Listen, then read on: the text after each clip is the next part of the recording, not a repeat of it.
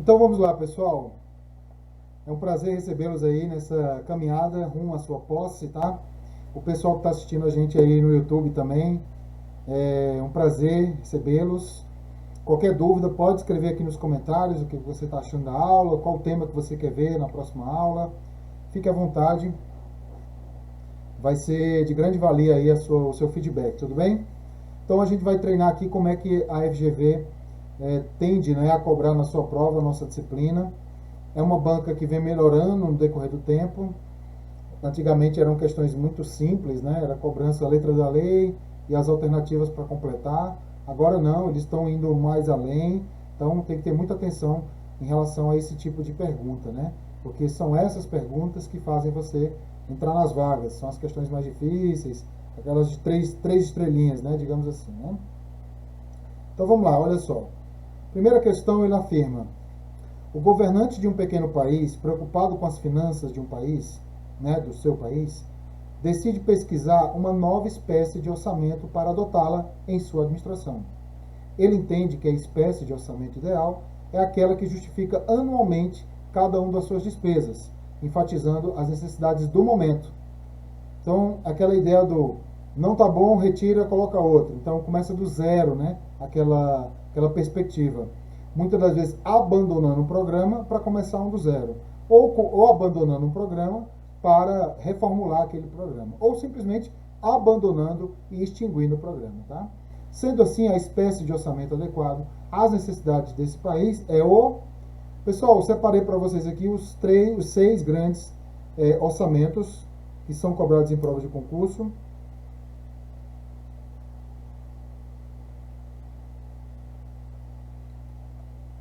Que é o orçamento programa, tradicional, participativo, característica peculiar dos três. Eles foram ou são adotados no nosso país, com adendo de que o orçamento participativo ele é uma evolução do orçamento, desculpa aqui, ele é uma evolução do orçamento programa, né? Com a identidade de que o cidadão ele participa do processo de elaboração, aprovação e também do controle, chamado controle social, tá? Ele não participa do sistema de execução, tá? E base zero, incremental e desempenho, que não foram adotados no nosso país. Cuidado, muita atenção, porque o orçamento de desempenho, alguns autores dizem que ele foi adotado em nosso país no interstício temporal entre o fim do orçamento programa tradicional e o início do orçamento programa, tá, gente? Então, alguns autores dizem que por um período muito escasso do tempo, o orçamento de desempenho foi utilizado no país. Mas, assim, é muito raro cair isso em prova, tá? Recomendo você levar de que ele não foi adotado no nosso país, tá? Paulo, eu ouvi dizer que algumas regras agora novas da Constituição, principalmente, faz com que o orçamento seja base zero, tá? Ou então só incremental. Tá certo, viu, gente? Mas o que vale salientar é o seguinte: para que o orçamento adote uma perspectiva, é preciso que ele seja todo daquela perspectiva. Uma mudança ali, uma mudança acolá, não condiz com a ideia de que ele mudou o seu paradigma, entendeu? Então, para o nosso país, nós temos o orçamento programa, principalmente adotado na União e nos estados, e o orçamento participativo agora, principalmente adotado no DF e nos municípios. O orçamento tradicional é o orçamento que começou, né, o orçamento do nosso país, tudo bem? Bom, para a sua prova, a gente não vai tecer muitos comentários aqui, tá? Mas é só para você, quando você estiver assistindo novamente, você dar aquela pausa estratégica para você ver. É muito legal quando todo um tema está num quadro, né? Porque você consegue, depois de você ter estudado bastante, visualizar e falar, olha, é isso mesmo, eu vou conectar aqui, né? Então fazer conexões, né? Afinidades com aquele quadro. Então tem aqui, ó, sinônimo, o que que buscava, ou o que que busca, né? Já que está no presente também. Quais são as vantagens, desvantagens e se foi ou não adotado no nosso país, tudo bem? Atenção para os que foram adotados no nosso país e os que foram não adotados. E principalmente o orçamento programa, que é o mais cobrado em prova, que é o adotado na União, né? E o base zero, que dos que não foram adotados no nosso país, é o mais cobrado em prova de concurso, tá? Vamos lá então. Ó, se ele busca justificar anualmente, olha aqui, ó. Se ele busca justificativas anuais das receitas e despesas, podendo inclusive abandonar aquelas receitas e despesas, ou seja, os programas, então estamos diante da tentativa de implementação do orçamento base zero. Ok, pessoal? Por exemplo, não há na literatura, como o norte e evolução, orçamento autorizativo nem típico, nem orçamento legislativo. Quer dizer, se você conhece, pelo menos, tem interação com o tema, você já consegue eliminar algumas questões.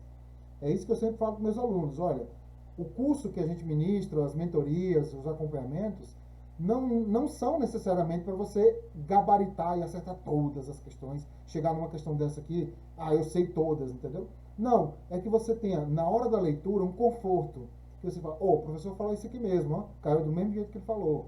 Então você vai ter mais segurança na hora da leitura. E claro, ter a capacidade de eliminar 2, 3 questões, quem sabe 4. E aí, obviamente, vai sobrar só uma que é a resposta correta, tá? Próxima questão.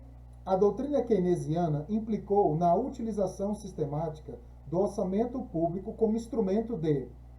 Bom, a gente sabe que, principalmente no mundo atual, de 1930 até hoje, a gente teve duas grandes perspectivas, que foi a perspectiva keynesiana,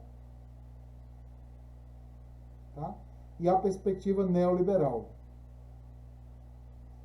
Então, de 1930 até os dias atuais, houve uma evolução keynesiana, até porque keynesiana é uma evolução também de outra mentalidade anterior, e essa mentalidade keynesiana se deu basicamente até meados da década de 80, tá? Então, 1980, 1990 no mundo, foram abandonando as teorias keynesianas para adotar as tomadas teorias neoliberais, tá? A grande característica da teoria keynesiana é a sua intervenção máxima.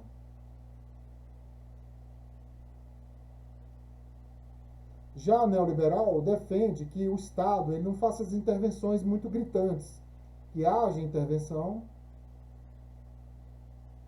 mínima, a chamada intervenção mínima, a famosa mão invisível do Estado. A ideia é que o Estado seja mais ativo na teoria keynesiana, enquanto na teoria neoliberal, que seja mais passivo, que seja mais regulador, menos provedor, tá? Então, o que defendia a teoria keynesiana? Que o Estado utilizasse o orçamento público, principalmente nas suas receitas e despesas, para adotar uma política mais ativa na vida da gente, fomentando o emprego, aumentando a possibilidade de ter empréstimos, fazendo subsídios, fazendo subvenções econômicas, regulando preços, né, reduzindo tributos para aumentar o consumo e tudo mais. Isso a gente chama de política fiscal. Quer dizer que então não tem política fiscal no neoliberal? Tem, pessoal, tem sim. Só que é uma política muito desativada, entendeu? Ela é uma política muito passiva, ela não é uma política muito ativa na vida do cidadão, tá? Então a ideia da função neoliberal é mais o controle dos gastos, transparência, responsabilidade, né? Fazer mais programações orçamentárias, muito mais programações para economizar dinheiro. A ideia é a preocupação com os custos dos programas, entendeu? Já a teoria keynesiana é mais amparo, assistência, subsidiar, subvencionar as pessoas, criar uma rede de proteção. Tá bem na moda usar essa expressão, né? Rede de proteção, né? Então, a rede de proteção social, jurídica, tá? Então, a resposta correta aqui, pessoal, é a letra D de dado. É usar a política fiscal, que é a política de receitas e despesas, principalmente quem vai fazer a prova da CGU aí, que tem uma parte bem de política fiscal, federalismo fiscal, tributário, tá? Muita atenção a essa parte aí, mas cai para todo mundo, tá? Mas atenção especial ao pessoal da CGU aí, tá? Receitas e despesas, tá? Lembrando, receitas predominantemente tem a ver com arrecadação, tem a ver com renúncia, enquanto a despesa tem a ver com o empenho, né? O empenho, que é realizar, e o contingenciamento, que na verdade é o famoso corte de gastos. Então o governo ele vai aqui, ó, arrecadando, de vez em quando renunciando, entendeu? Depois renunciando mais, depois arrecadando mais, vai compensando com outra arrecadação. No caso da despesa, vai gastando mais, daqui a pouco vai gastando menos, e esse menos vai ficando cada vez mais menos, e vai gastando mais depois.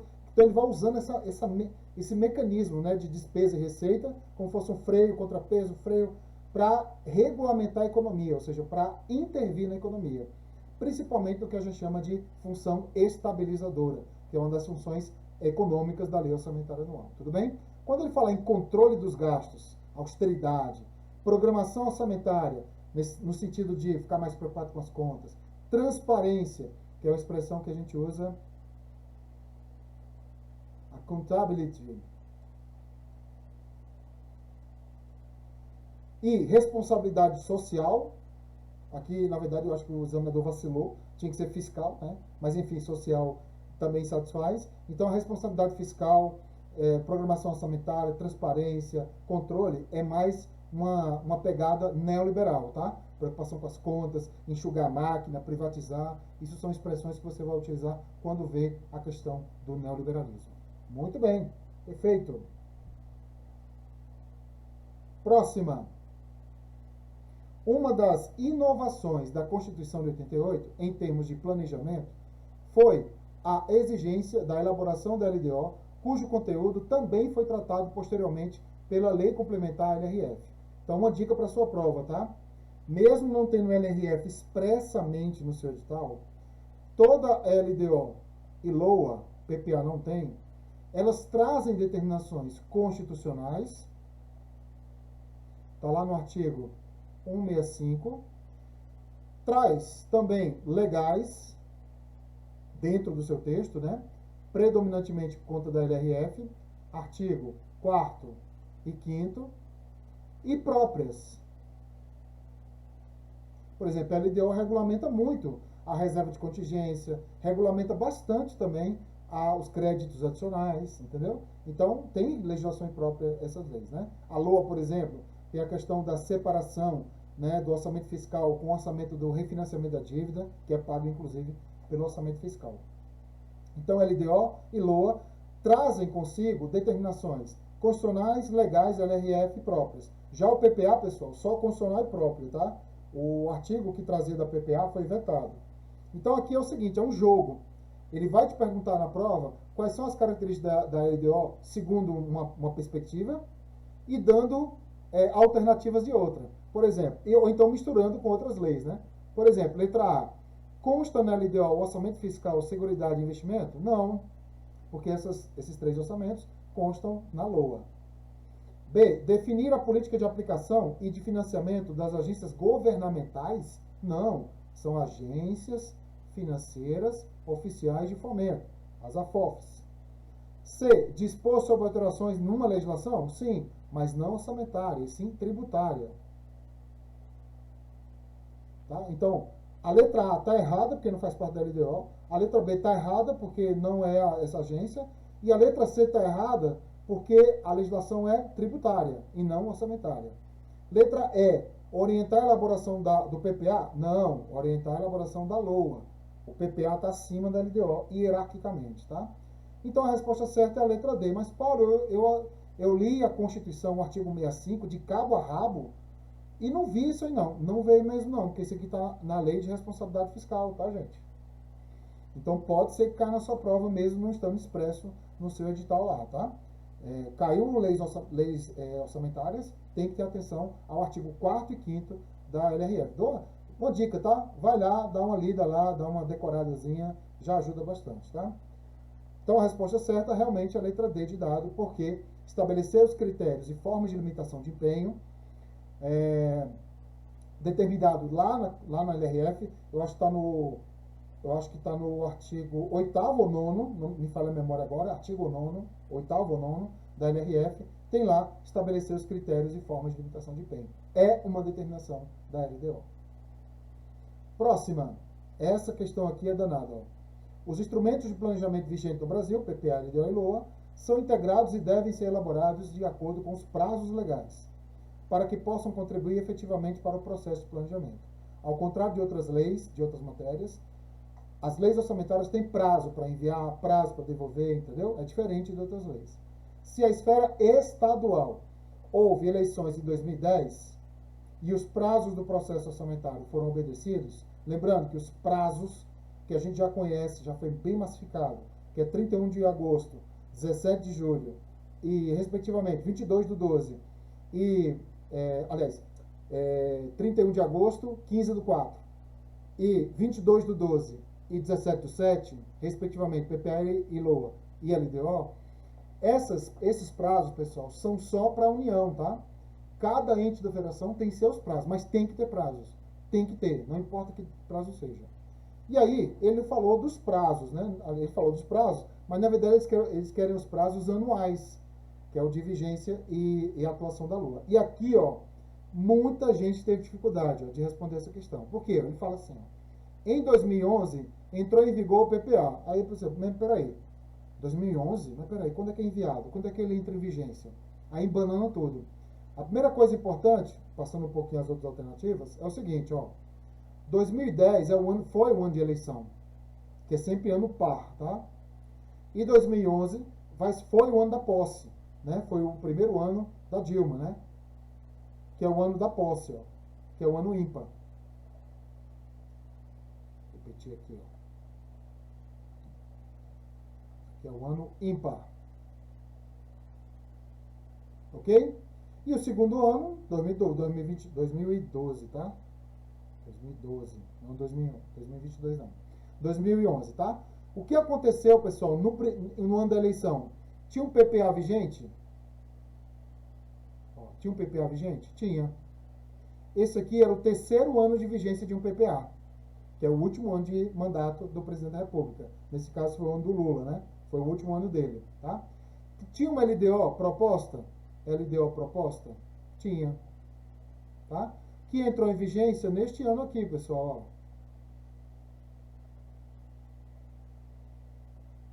ó. A mesma LDO, é LDO vigente. Beleza, tá? Tem outra LDO vigente? Tem outra LDO vigente, ó. Esse aqui é o último ano dela, porque ela entrou em vigência no ano passado. É sempre assim. É comum nós temos, é comum não, sempre vamos ter duas LDOs vigentes no mesmo ano. Uma orientando uma LOA e a outra já orientou outra LOA do ano passado. Temos uma LOA em proposta? Tivemos, né, na verdade, né? E tivemos uma LOA vigente? Tivemos. Tranquilo? Esse foi o ano da posse, tá? Presta atenção na dica, hein? Beleza, vamos agora para o primeiro ano. No primeiro ano, esse PPA vigente continua, tá vendo? Ó? Vigente, PPA, tá? E quem tomou posse em 2011, assim como quem tomou posse em 2015, 2019, vai tomar posse em 2023, vai enviar o seu PPA, ó, proposto. Proposto um PPA, tá vendo?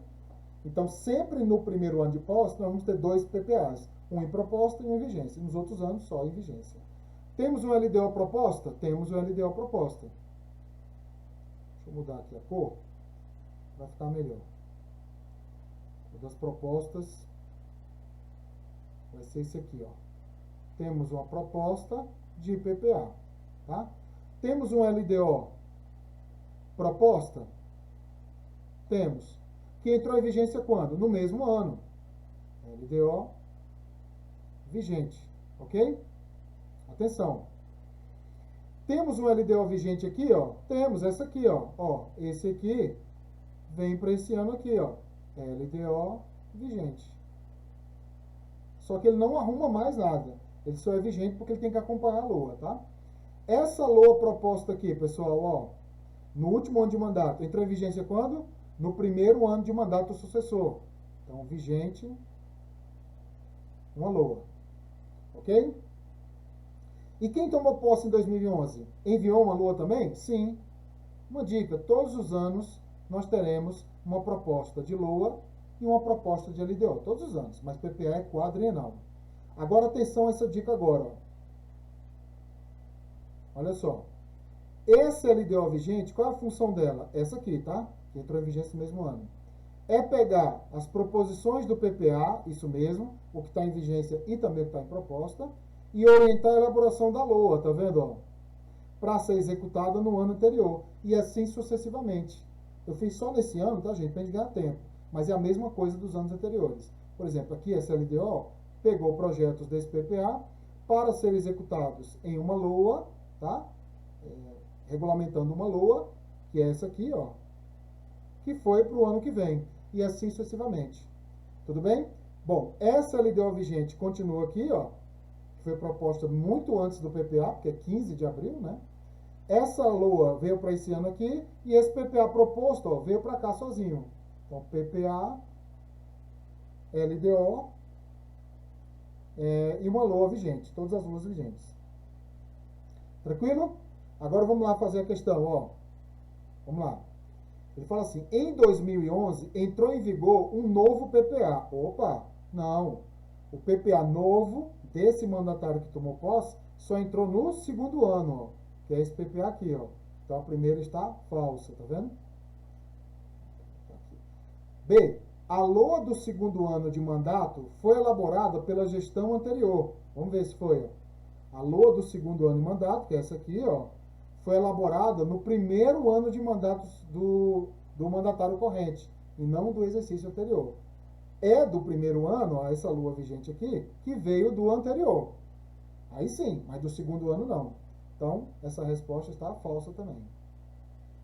Letra C. A LDO do segundo ano de mandato foi aprovada antes do PPA correspondente. Vamos lá. Ó. LDO do segundo ano de mandato. Ela continua em vigência aqui no segundo ano, mas ela entrou em vigência no primeiro ano, tá? E foi elaborada aqui em meados do ano. Sendo que o PPA, quem já estudou, sabe que ele foi enviado até 31 de agosto, então provavelmente ele vai ser aprovado depois de um LDO mesmo. Depois do LDO. Por isso que eu tenho que usar esse PPA proposto e o vigente, porque senão eu não vou governar nunca com as minhas ideias no segundo ano de mandato, né? Então a resposta está correta, por enquanto, essa aqui, tá, gente? Vamos ver se essa é mesmo.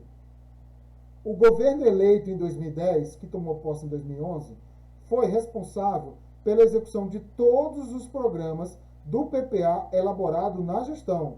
Certo ou errado? Falso, né, gente? Por quê? Porque no primeiro ano de mandato dele aqui, ó, o PPA que está em vigência é do antecessor. E o PPA que está em proposição, que é o primeiro ano aqui de vigência dele, ele tem mais 3 anos. Só que o último ano dele vai ser lá do sucessor. O último ano do PPA dele, quem vai governar é o sucessor dele. Então não é ele que governa com todos os programas do PPA dele, porque um ano vai passar do mandato dele. Então a resposta D está errada, né? E letra E, a LOA do último ano de mandato, a LOA do último ano do PPA, na gestão, foi elaborada pelo governo seguinte. Vamos lá. A LOA do último ano do PPA, da gestão, foi elaborada pelo governo seguinte. Aqui viajou, né? Aqui é o seguinte, ele está dizendo que a LOA do último ano de PPA, que é esse aqui, ó, o último ano de PPA é esse aqui. Não é esse aqui não, que é o ano da eleição, é o ano da posse. Então ele vai tomar posse aqui. Ele está dizendo que a LOA do último ano de mandato foi elaborado pelo governo seguinte. Não, ó, o PPA aqui que é vigente, essa LOA que está em vigência aqui, pessoal, ó, ela foi elaborada no ano anterior, que é o último ano do mandatário.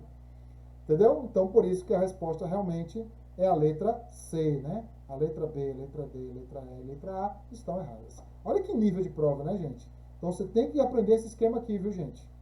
Tem que aprender mesmo, tá? Quando é que uma lei entra em vigência, até onde ela vai, se ela foi elaborada antes da outra, se ela foi elaborada antes da outra, mas vai fazer vigência em relação ao ano que vem, que ano de posse é, que ano de eleição é. O ano de eleição e posse, inclusive, são os anos mais nefrálgicos, né? São os mais complexos. Beleza. Então, a resposta certa é a letra C. Próxima. O ciclo orçamentário é uma sequência de fases ou etapas que deve ser cumprida como parte do processo orçamentário.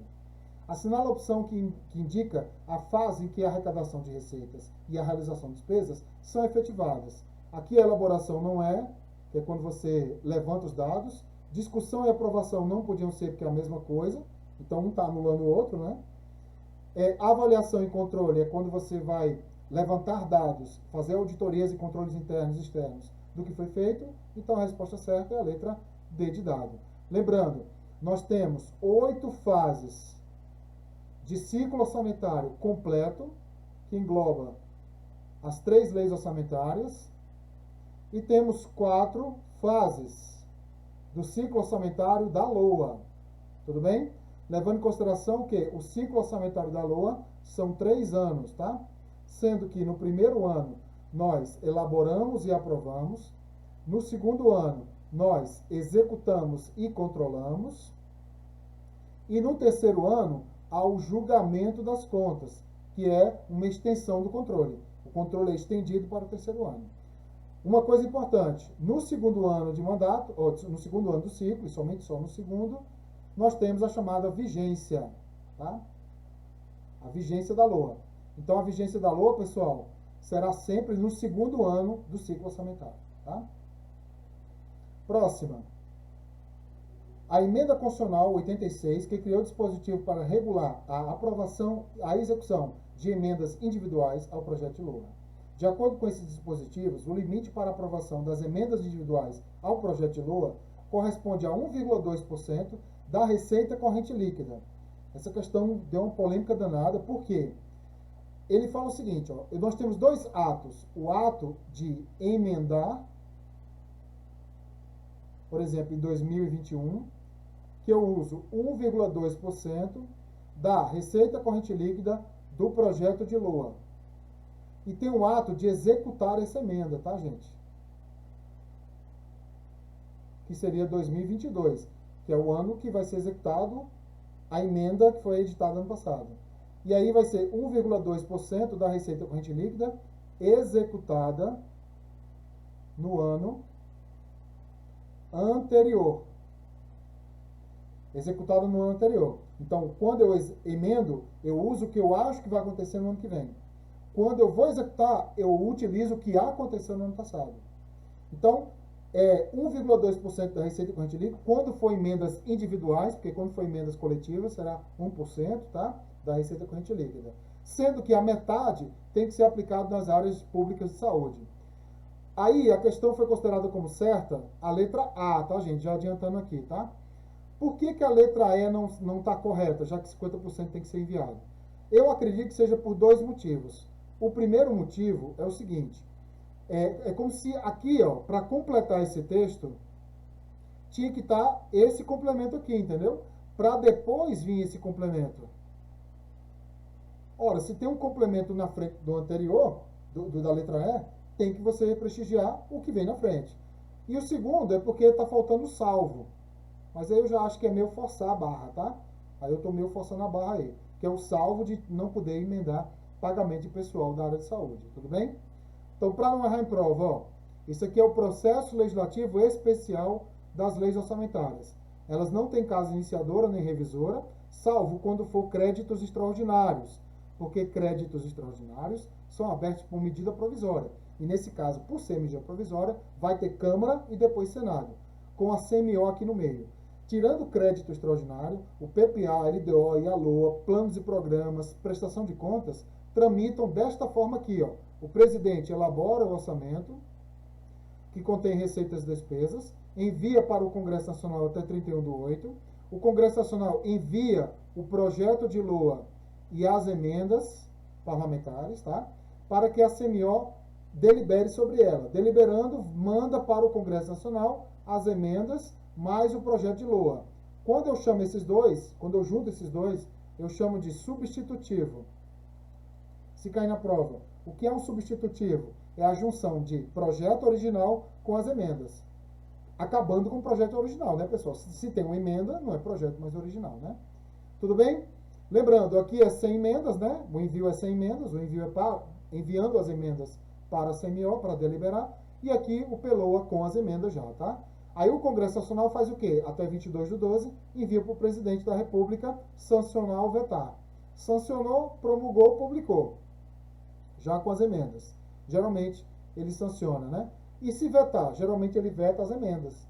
Ele vai vetar e os motivos do veto deverão ser enviados em até 48 horas para o Congresso Nacional deliberar sobre eles e rejeitá-los por maioria absoluta. Se não tiver maioria absoluta, o veto é mantido, tá? Voltando aqui ao presidente da República, o presidente da República, caso ele esqueça alguma coisa ou mande algo equivocado e tal, ele pode enviar, pessoal, mensagem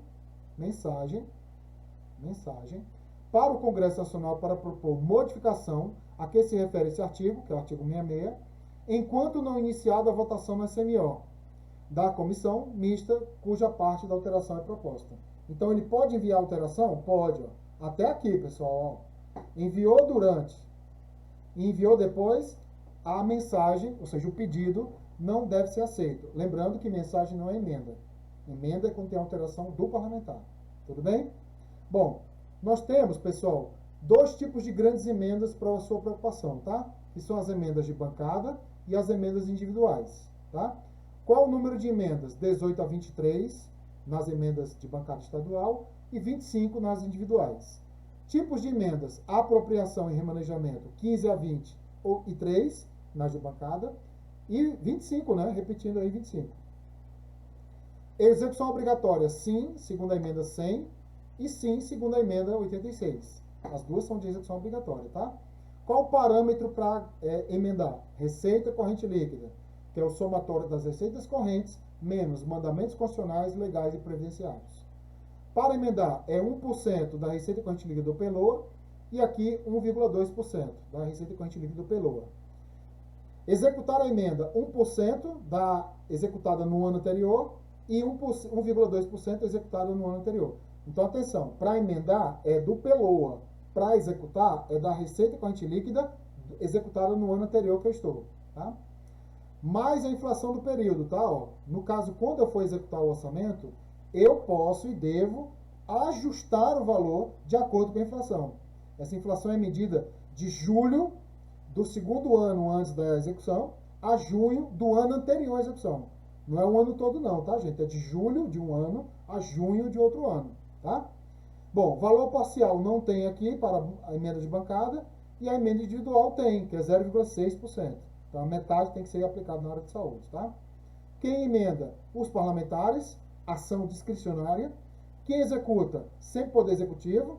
E essa execução pode ser, o executivo pode se eximir de executar por impedimento de ordem técnica. Então, tirando isso, tem que executar a emenda, tá? E tem uma questão no Congresso, lá na emenda, que fala que não pode ter preferência, porque, obviamente, o presidente ia prestigiar as emendas dos amigos dele, né? E tem transferência direta? Não. Para a bancada estadual, sim. Então, atenção à transferência direta, tá? Emenda constitucional também do artigo 66, que fala sobre execução direta, que é a possibilidade das emendas individuais serem transferidas diretamente para as cidades no Brasil, sem necessidade de passar pelo Poder Executivo e nem em convênio, tá? Somente as individuais têm isso. Então, eu acho que esse quadro aqui, essa tabela, ajuda bastante você a resolver questões de emendas individuais, tá? Vamos fazer aqui uma questão? Bora! Deixa eu ver aqui, ó. A questão não está aqui? Ah, está aqui, ó. Ah, não, a gente já fez, né? Acabou de fazer, né? Que é prevista na Lua. Então, a resposta correta foi aquela prevista na Lua, como a gente falou anteriormente. Então, lembre-se, é 1,2% quando for individual, tá? 1,2% quando for individual aqui, ó. Deixa eu apagar aqui agora. Bom, é 1,2% quando for individual. E 1% quando for de bancada. Então, esses detalhes sórdidos, né? Principalmente na hora de um cálculo, por exemplo, tá? Não esquece de como fazer o cálculo, viu, gente? Ó, o cálculo, vou utilizar a emenda individual para acelerar o processo. Atenção, é assim, ó. Pega a receita corrente líquida, que sai da receita corrente bruta, menos 3 mandamentos. Constitucional, legal e previdenciário. Chegou na receita corrente líquida? Sim. Aí você multiplica por 0,012, que é 1,2%. Chegou o número X aqui, ó, de 1,2% da receita corrente líquida. Aí você divide por 594 parlamentares, entendeu? Para chegar ao número que cada parlamentar, em até 25 vezes, pode emendar o orçamento. Então, esse é o cálculo que muitas das vezes é cobrado em prova. A GV já cobrou em prova, tá? Próxima. Os créditos adicionais são alterações de despesas no orçamento ao longo do exercício. Que se efetivam pelo aumento das dotações existentes ou pela criação de novas despesas. A utilização desse recurso precisa seguir uma série de regras, inclusive no que tange à vigência. A vigência de um crédito adicional pode ser estendida para o exercício seguinte ao que foi aberto. Quando se tratar de créditos, uma dica, O suplementar, ele jamais pode ser reaberto, tá, gente? Então é muito comum estar nas alternativas suplementar. O suplementar não pode ser reaberto. Então já dá para eliminar aqui, ó, letra B, letra E, letra D, entendeu? Já ficamos de dúvida só letra A e letra C. Só com o conhecimento de que suplementar não pode. Então tá bom, todo conhecimento é válido, mas um ou outro ali também é válido, né? Você não lembra de tudo, mas se lembrou de alguma coisa já dá para resolver algumas questões, tá? Lembrando então, só pode ser reaberto, pessoal, só pode reabrir quando for crédito especial ou crédito extraordinário, que o ato de abertura tenha sido promulgado nos últimos 4 meses do exercício. São os meses do BRO. Setembro, outubro, novembro, dezembro, tá? E que haja saldo. E automaticamente o ato de reabrir tem que ser sempre no ano que vem e tem que ser expresso. Ou seja, o dinheiro ele não passa implicitamente. Ah, eu não gastei tudo, não passou. Não, ano que vem tem que ser um ato expresso, uma portaria, um decreto, para reabrir esse valor lá, tudo bem?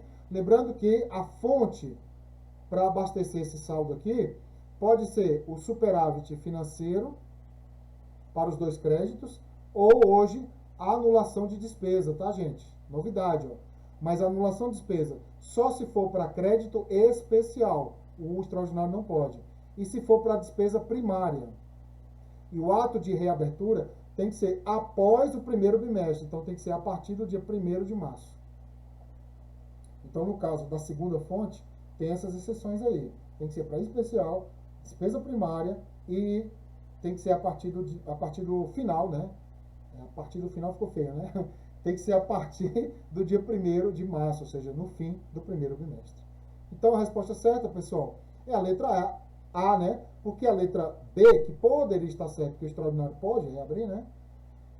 Aliás, a letra C, né, que poderia ser reaberto, ele fala em qualquer data do ano. Não, o ato de abertura nos últimos 4 meses do ano. Tudo bem? Próximo, o aperfeiçoamento das práticas orçamentárias ao longo do tempo se refletiu, entre outros aspectos, na consolidação dos princípios orçamentários.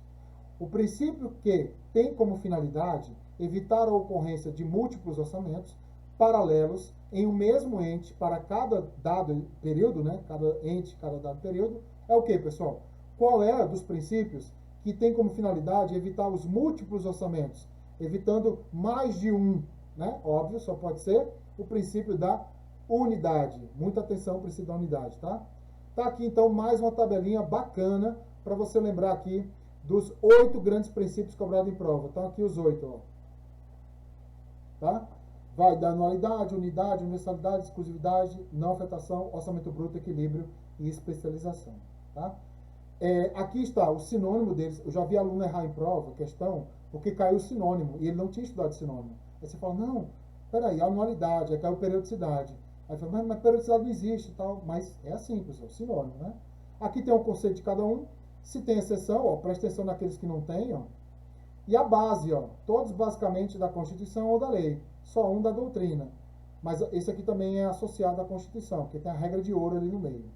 Então tá aqui, de forma simples, né? Não vamos tecer muitos comentários nessa tabela, mas é uma tabela super eficiente para você dar aquela revisada na semana final, por exemplo, da sua prova, para pegar aqueles pontinhos-chave, né, que faz você acertar a questão.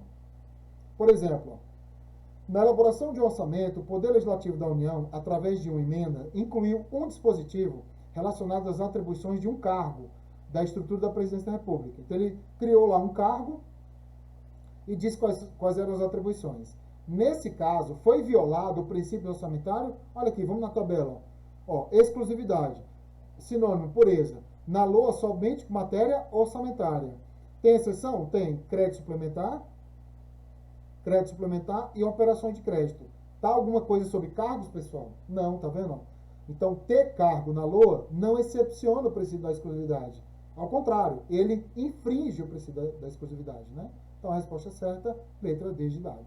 Tudo bem? Próxima. Assinala a opção que indica o princípio orçamentário, segundo o qual o orçamento deve conter todas as receitas e todas as despesas de entidade. Essa é a regra, mas tem exceção. São 3 exceções. Vamos ver.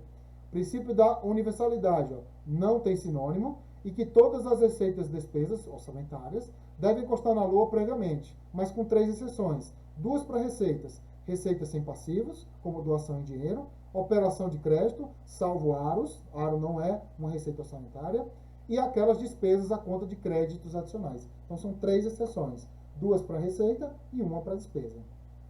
Então a resposta certa, letra B de bola. Princípio da universalidade. Lembre-se, sempre com 3 salvos. 3 ressalvas.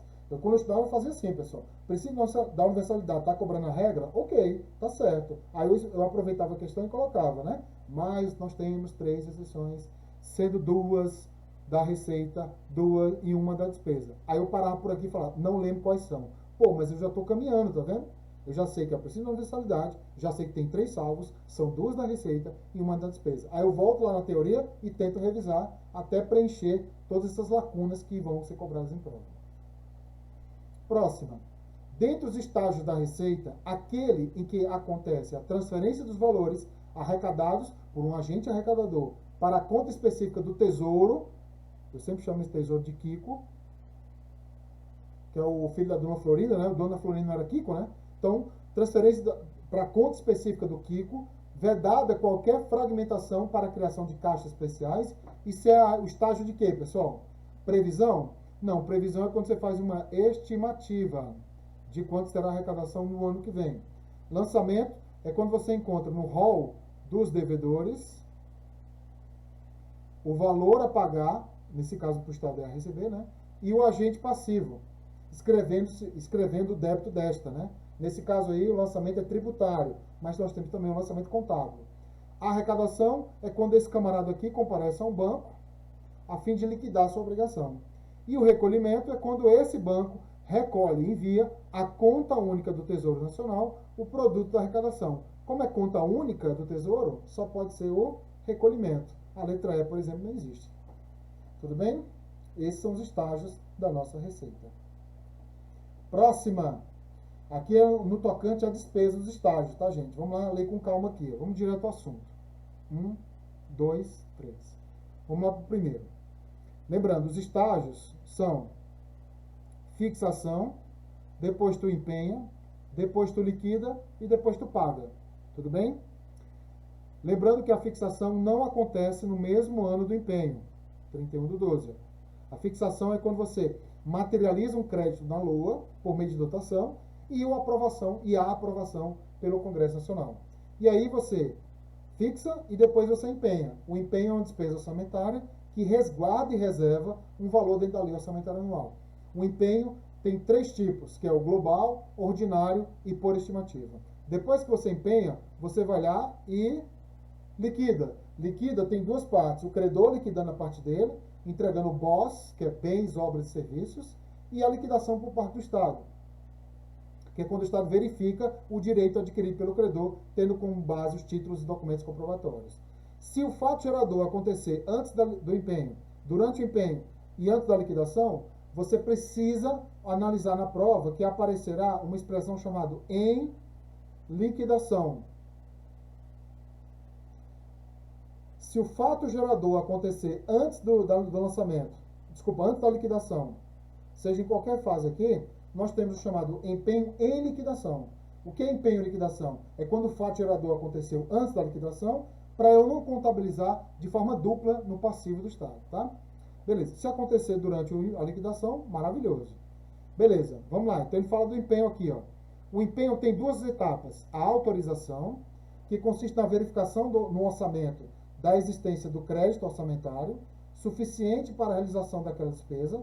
Então, quem está fazendo a despesa aqui tem que dar aquela espiadinha, né, na LOA, para saber se aquilo que ele quer fazer está na LOA. E a segunda, que é a formalização, caracterizada a partir da elaboração de uma nota de empenho. Lembrando que a nota de empenho, pessoal, ela é facultativa em alguns casos. O empenho não. O empenho para a despesa orçamentária é obrigatória. Tudo bem? Que possui dados referentes à compra e à contratação. Correto? A número 1. Número 2. O empenho, que é o registro da despesa, pode ser de 3 tipos. Ordinário, quando a despesa é previamente conhecida e não aceita pagamento parcelado. Por estimativa, quando a despesa não é previamente conhecida e aceita pagamento parcelado. E o global. O global, pessoal, é quando você sabe o valor exato a pagar no futuro e ele aceita pagamento parcelado. Então, o número 2 também está correto. Número 3, o empenho estimativo é aplicável quando o valor é conhecido? Não, não, não. É justamente por ser por estimativa que o valor não é previamente conhecido. Então, a resposta certa é a letra 1 e 2, letra D. Ó. Só o número 3 está incorreto em relação ao empenho. Tá? Mais uma, vamos lá.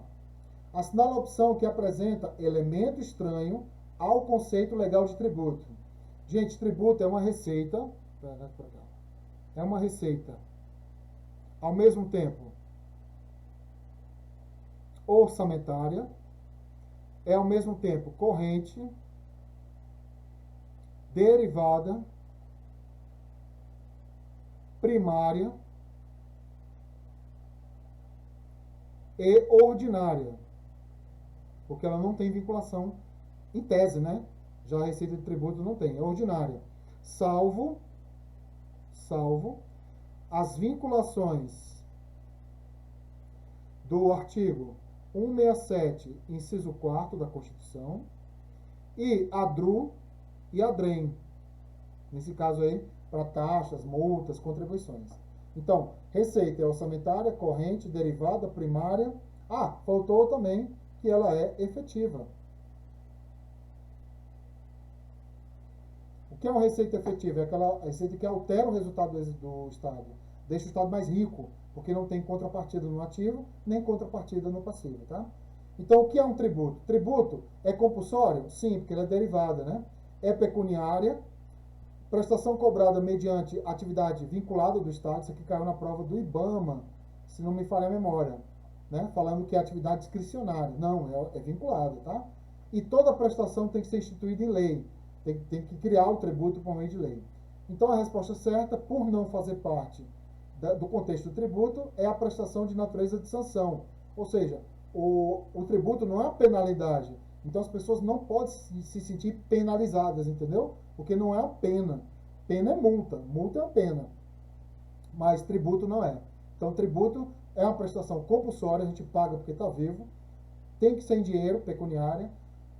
Quem vai cobrar é vinculado, não tem como ser descrição. Ah, eu gostei do Paulo, acho que eu não vou cobrar hoje não. Não existe isso não.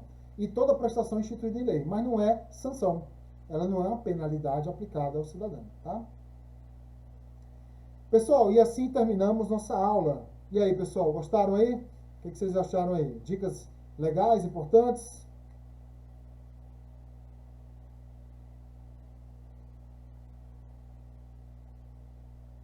Bacana. Claro que toda aula, pessoal, se você puder assisti-la novamente, sempre vai ter uma dica ali de ouro para sua prova, tá? Então é interessante que toda aula você consiga revisar. Quem está assistindo aqui no YouTube também, fico muito feliz pela sua aprovação, digamos assim, né? De querer assistir a nossa aula. Gostaria de convidar você também para curtir o nosso vídeo, comentar, isso é muito importante para o nosso canal. E se você puder compartilhar o link aí para os seus colegas, compartilhar também nos seus grupos de WhatsApp, Telegram, essa aula aí, fico muito agradecido, tudo bem? E fique atento, porque vão surgir novas aulas de dicas, né, para a sua prova de concurso, tudo bem, pessoal? Então, me despeço por aqui, foi um prazer ajudá-los aí, essa pequena ajuda aí para a sua prova, e mais uma vez convido a todos a curtir nosso vídeo, compartilhar, comentar aqui abaixo, dá uma dica. Coloca aí, ó, professor, faz um aulão aí de receitas, faz um aulão de despesas, entendeu? Faz um aulão de LRF. Fala dessa questão aqui, pode colocar a questão, que a gente vai juntando esses feedbacks para melhorar os próximos aulões para você, tudo bem? Então, gente, convido todos também a curtir nossa página, tá? Lá no nosso Instagram, é @professor Paulo Lacerda. Fique à vontade lá para nos seguir, a página é aberta, tem dicas, materiais, mapas, informações, quiz, muito legal nos stories também, muita coisa boa, tudo bem? Então, agora sim, me despeço, foi um prazer ajudá-los, tá? Fico muito feliz pela presença de todos aí, pelo feedback, e até a próxima. Valeu, galera, bons estudos!